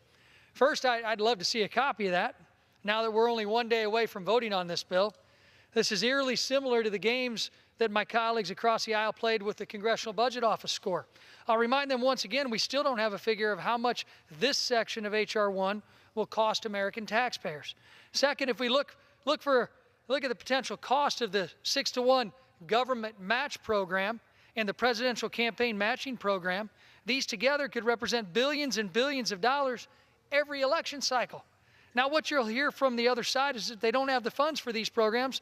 The caps for these programs would uniformly be lowered. What that means is that either the programs will die or my counterparts across the aisle are going to turn to your taxpayer dollars to ask us to fulfill what they've claimed as absolutely necessary programs. What does this sound like to you? A well-thought-out public policy proposal or a shell game with American tax dollars? I'll reserve. The gentleman from Illinois reserves. The gentleman from Maryland. Madam Chair, I'd like to recognize the chairman of the House Administration Committee. The chair recognizes the gentlewoman from California. First, I'd like to thank Congressman Brown and Chris for an excellent amendment that improves the bill considerably. On the point just raised by the ranking member, the report given by the Joint Committee on Taxation was put into the record yesterday, and it is their estimate of how much will be raised, and their estimate that we will reduce the deficit by $83 million. We don't, we're waiting. The CBO is crunching numbers, which is hard to do because each amendment has to be crunched as we go along. But I will say this, during the markup, in the House Administration Committee, we did outline the vessel for the Freedom from Influence Fund. We didn't have the jurisdiction to do the assessment on criminal wrongdoing by corporations and tax cheats, but we did create the Freedom from Influence Fund, and we did create the step down on the program if there's insufficient funding. So this is not a new thing. I think it is sound policy, and I yield back to the gentleman from Maryland with thanks. The gentleman's time has expired. The gentleman from Maryland's time has expired. Thank you, Madam Chair. The gentleman from Illinois. How much time do I have left, if I may inquire? The gentleman has 3 minutes. Madam Chair, this is another clear example of why this bill needs to be voted down or put back, preferably put back to committee. I am the ranking member of the House Administration Committee, and I stood across this floor from my colleagues who now use the excuse that, well, it was submitted into the record yesterday. There's been a lack of communication, a lack of bipartisan outreach from the Democratic side of the aisle, and this is another example of the Keystone Cop-ish behavior of the folks that have introduced now an upwards of 700-page bill that has not been marked up, has not been discussed, debated by 40% of the committees that have, by 9 other committees that have jurisdiction, over 40% of the bill. So when I hear the chairperson talk about jurisdictional issues as to why she couldn't discuss this with me at our markup process, I'm wondering why she couldn't turn and tap me on the shoulder since I was about 6 inches away and say, hey, we don't have jurisdiction, but here's what we estimate this is going to cost. It just goes to show that this is a shell game.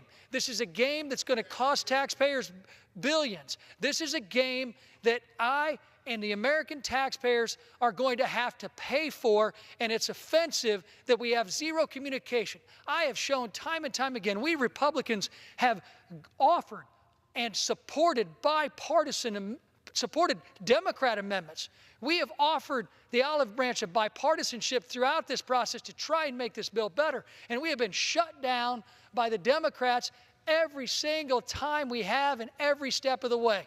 This bill is not going to guarantee that every single American voter who is eligible to vote has their vote counted and has their vote protected. What this is going to guarantee is that this bill is going to be rammed through on a partisan roll call tomorrow. This bill is going to cost taxpayers billions, and we're not going to have the price tag because the Democrat majority, who is trying to enrich themselves in their own campaigns, the Democratic majority who is trying to keep themselves in a permanent majority, are going to obfuscate, put new programs and plans and charades and shell games in place that are going to end up costing taxpayers, put more corporate money into congressional campaigns, and in turn break the American taxpayers under the guise of election reforms. And Madam Chair, I know the House is not in order. The committee will be in order.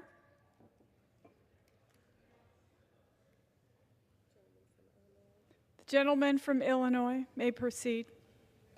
This process is not what the Democratic majority promised when they took over. This process has been riddled with a lack of bipartisanship, a lack of transparency, and special interests helping write this mammoth, now 700-page bill that's going to nationalize our election systems and put billions of dollars into the campaign coffers of congressmen and congresswomen throughout this nation. That's not what the taxpayers of this country want. That's not what we're demanding, and it is an affront, and I hope everybody votes no on this amendment and this bill.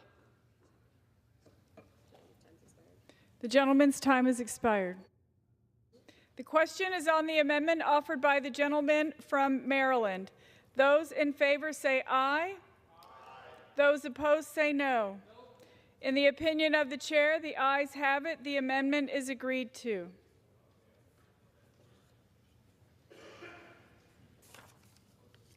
It is now in order to consider amendment number 47, printed in Part B of House Report 116-16. For what purpose does the gentleman from Maryland seek recognition? Madam Chair, I have an amendment at the desk. The clerk will designate the amendment. Amendment number 47, printed in Part B of House Report number 116-16, offered by Mr. Brown of Maryland.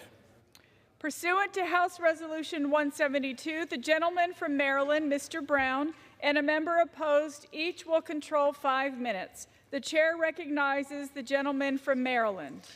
Madam Chair, I ask unanimous consent that my amendment be modified with the form I have placed at the desk. The clerk will report the modification. Modification offered by Mr. Brown of Maryland. The amendment is modified to read as follows. Page 168, line 3, strike before the date of the election and insert before the date of the election or the first day of an early voting period, whichever occurs first. Is there objection? Without objection, the modification is agreed to. Gentleman from Maryland. Thank you, Madam Chair. My amendment would require states to notify voters of polling location changes no later than 7 days prior to the first day of early voting, providing every voter as much time as possible to plan how and when they will vote, and avoiding last-minute polling place changes that, more often than not, discourage people from exercising their right to vote.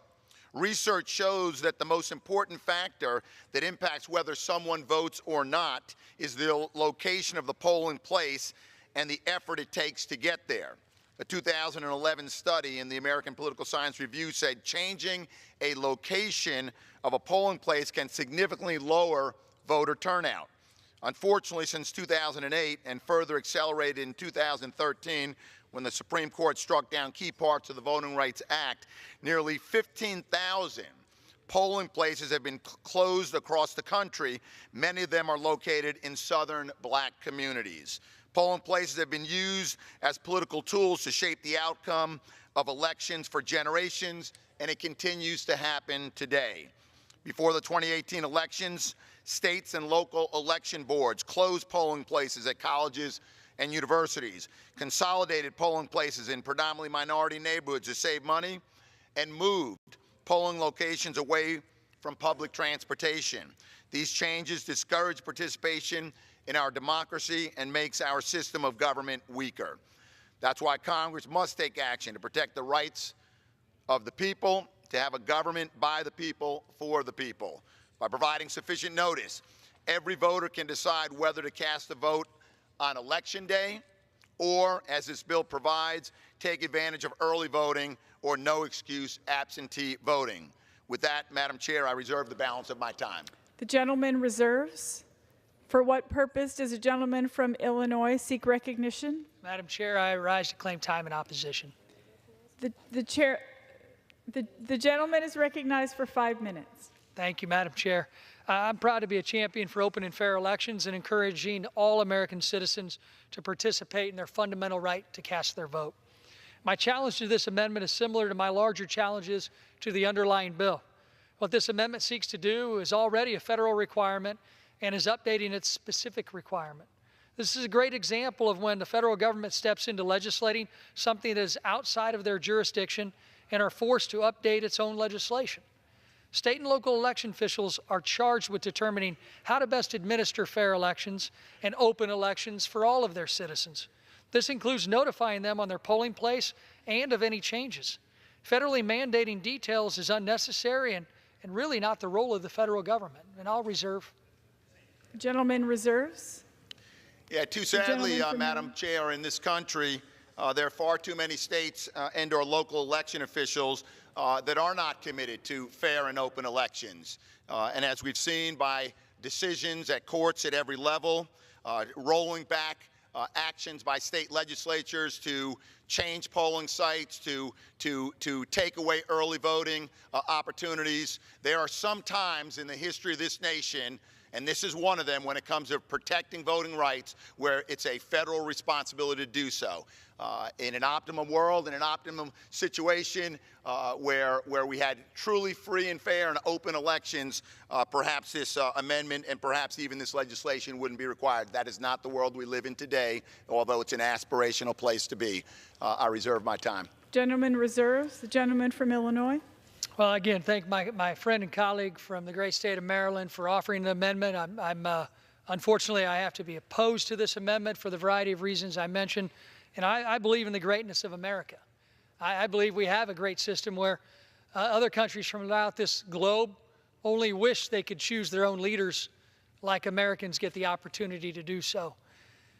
We have a system of federalism. We have a system that I believe works best from the bottom up. And I believe a top-down approach that this 700-page mammoth bill will provide for our local election officials will hinder them and cost them and stop them from being able to administer the best, most open elections as they possibly can. I have a lot of faith in the county election officials that are operating in my district in central and southwestern Illinois. I believe they run a very fair election process. I want to give them the tools and the flexibility to meet the needs of my constituents and our constituents. And the federal government doesn't need to be the voice to do so. Our local officials can do that better. And I'm ready to close, so I'll just reserve unless you're ready to close too, Mr. Brown. The gentleman reserves. The gentleman from Maryland. Madam Chair, I yield to the Chair of the House Administration Committee. I just want to say how much I appreciate the amendment offered by Mr. Brown. It improves the bill by making sure that voters are notified not just 7 days before the poll is moved, but before early voting begins, maximizing the opportunity to actually get to the poll. Many Americans right now have a single day to vote. And if you're a working person, you may not even have time off. You may not even be able to get to the polling place. That's what H.R. 1 is all about. And just getting to the federalism issue, Article 1, Section 4 explicitly gives Congress may at any time by law make or alter regulations about federal elections. That's what we're doing here. We need to do more, because there are jurisdictions in our country that are specifically trying to prevent people from voting based on race. That's why we've got the Voting Rights Act is going to be coming later. We're compiling the evidentiary record for the Voting Rights Act right now. But this bill just relates to federal elections, which we have jurisdiction to do. We need to make sure that the efforts to keep people from exercising their right to vote in federal elections is defeated. That's what H.R. 1 is about. That's what Mr. Brown's amendment is about. And I'm grateful to him for offering it, and I yield back my time to him. Thank you, Madam Chair. I reserve. The gentleman reserves. The gentleman from Illinois. I'm ready to close. You ready to close? If you want to yield back. I'll yield back. The gentleman from Illinois yields back. The gentleman from Maryland. Madam Chair, I'll close by just encouraging all my colleagues to support this amendment, and with that, I yield back the balance of my time. The gentleman yields. The question is on the amendment as modified offered by the gentleman from Maryland. Those in favor say aye. Those opposed say no. In the opinion of the chair, the ayes have it. The amendment as modified is agreed to.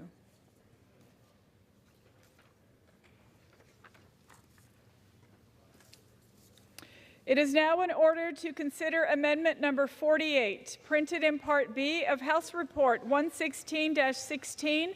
For what purpose does the gentleman from Maryland seek recognition? Madam Chair, I have an amendment at the desk. The clerk will designate the amendment.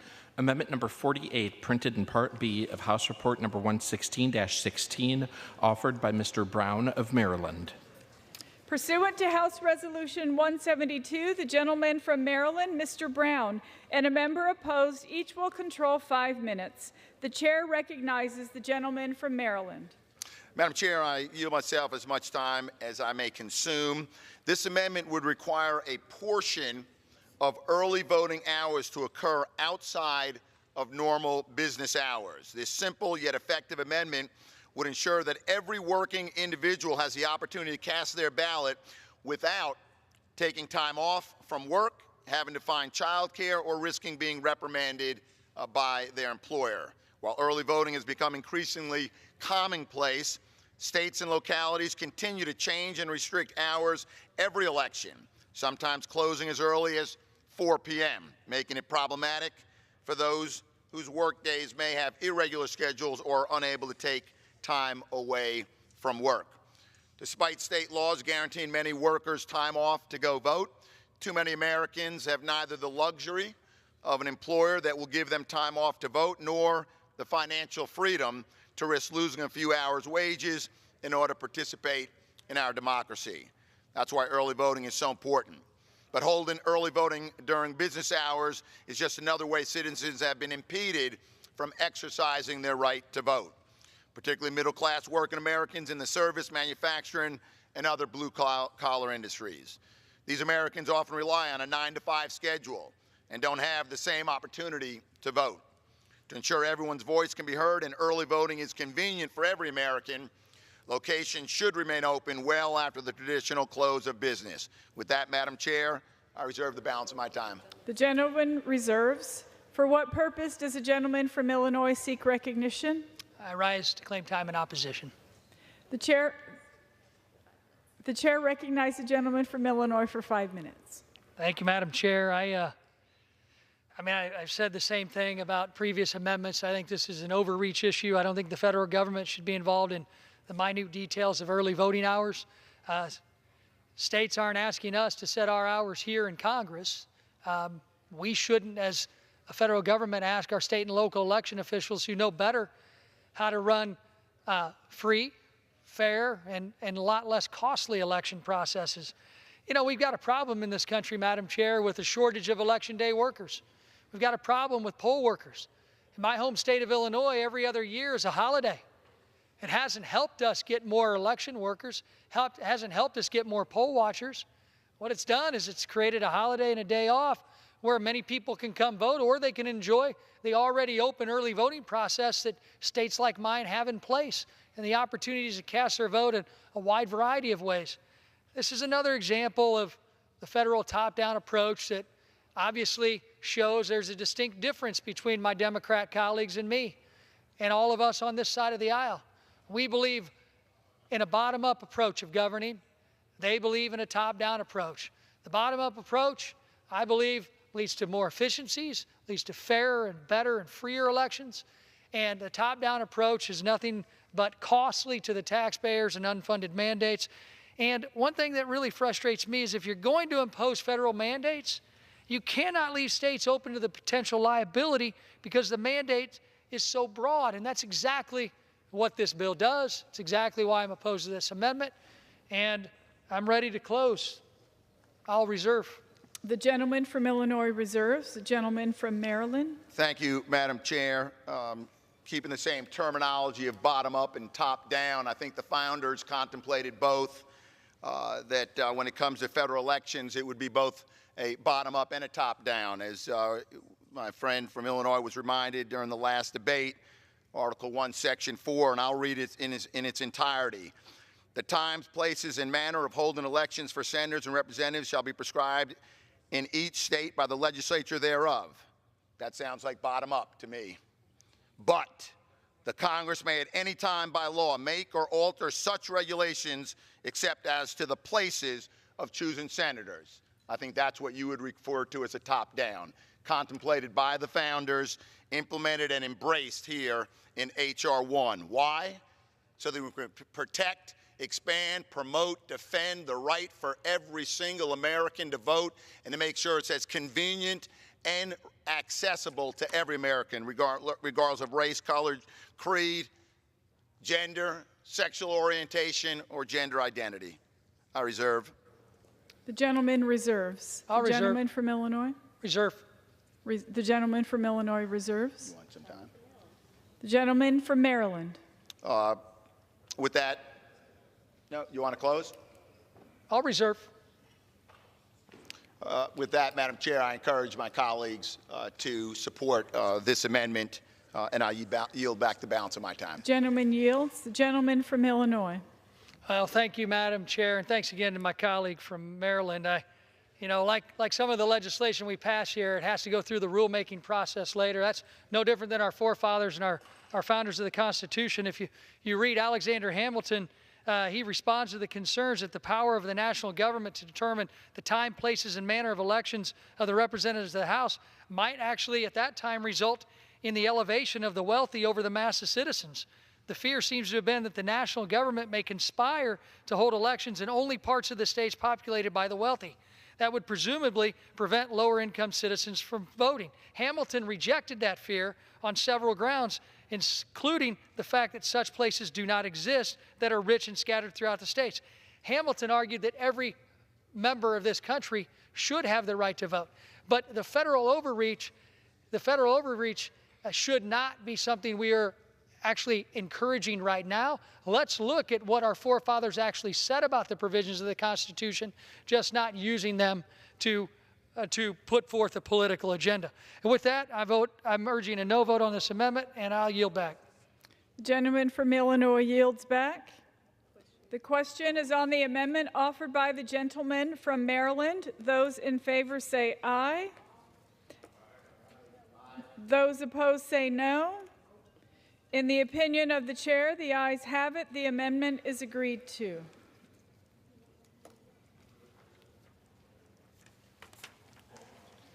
It is now in order to consider amendment number 49, printed in Part B of House Report 116-16.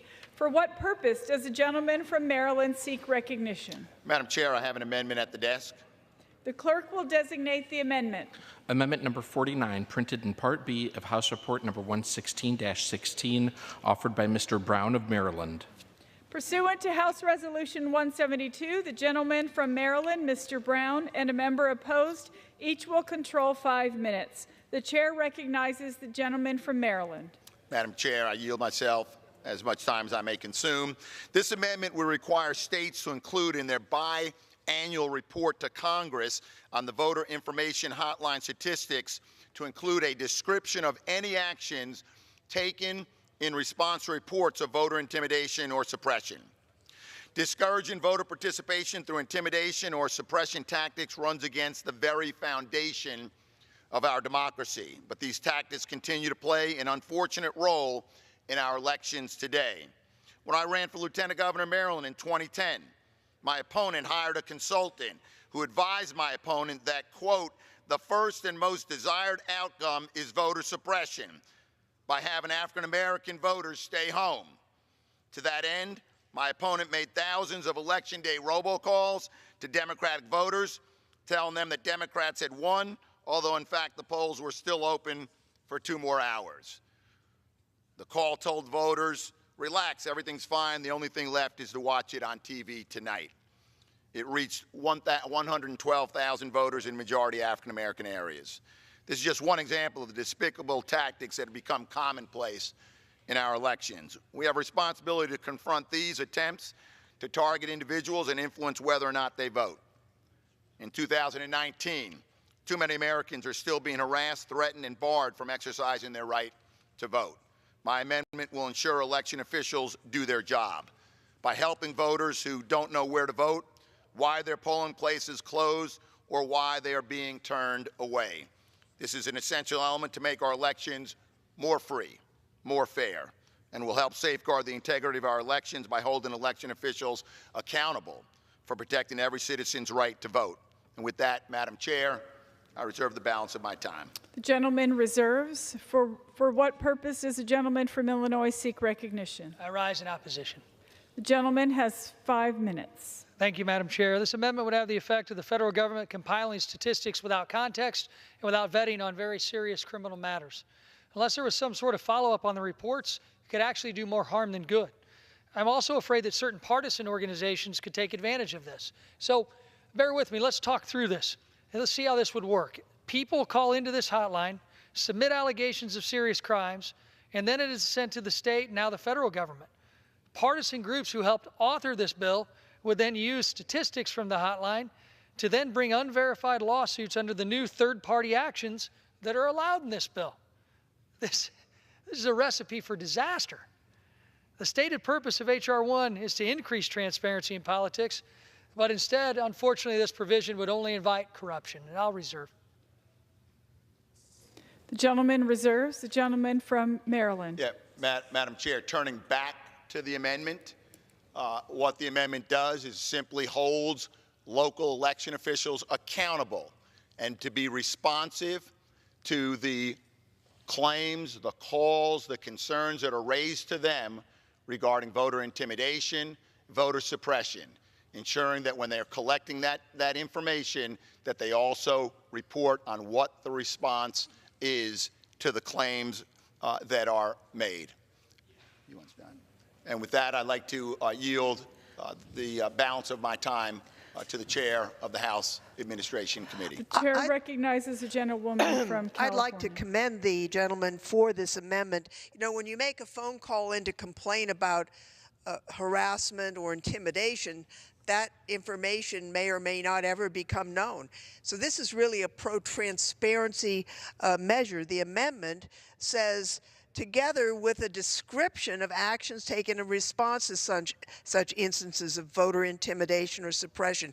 The state legislatures may not know, we may not know how many efforts are being made. We should know that to see whether what we've done here is sufficient, whether the Voting Rights Act that will be following along this bill later in the spring needs to address. This is an excellent amendment, and I would reserve the remaining time.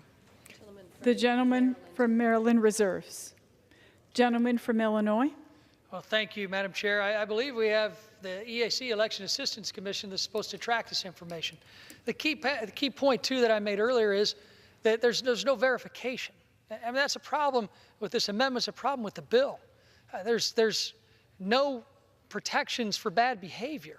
I mean, this is why we tried to get rid of ballot harvesting, which is why the amendment was offered in committee. I mean, we've already seen what bad actors can do and cost taxpayers hundreds of thousands of dollars in North Carolina to have to run a new special election. But that's okay, because that may not have been a crime in California.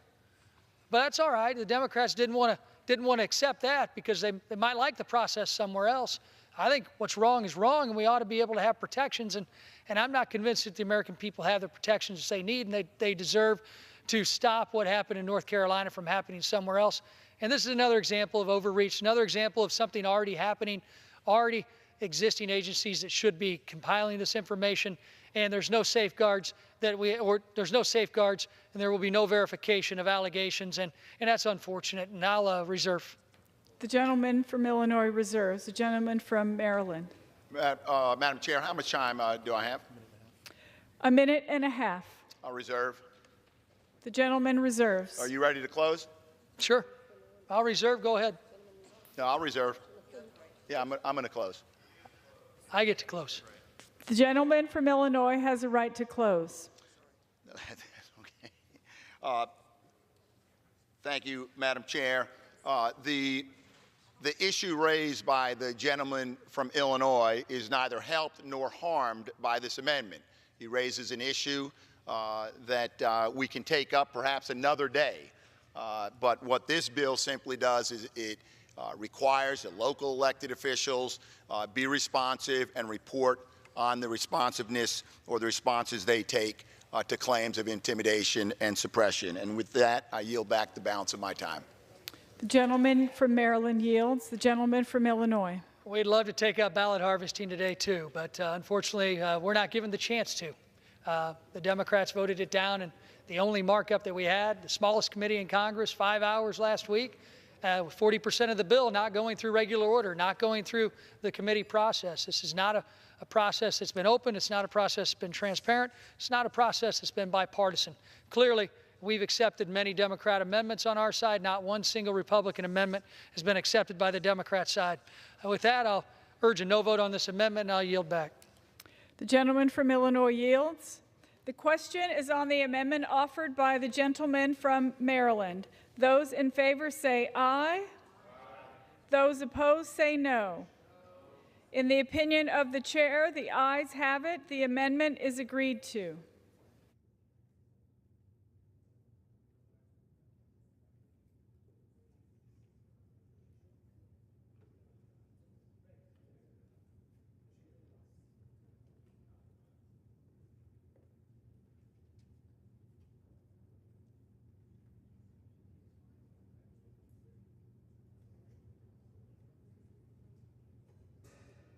For what purpose does the gentlewoman from California seek recognition? I move that we rise. The question is on the motion that the committee rise. All those in favor say aye. All those opposed say no. The ayes have it. The motion is adopted. Accordingly, the committee rises.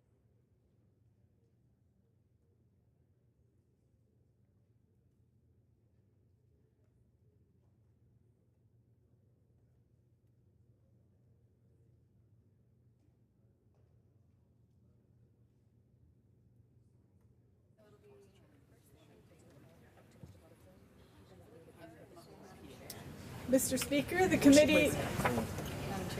Madam Chair, Mr. Speaker, the Committee of the Whole House on the State of the Union, having had under consideration H.R. 1, directs me to report that it has come to no resolution thereon. The Chair of the Committee of the Whole House on the State of the Union reports that the committee has had under consideration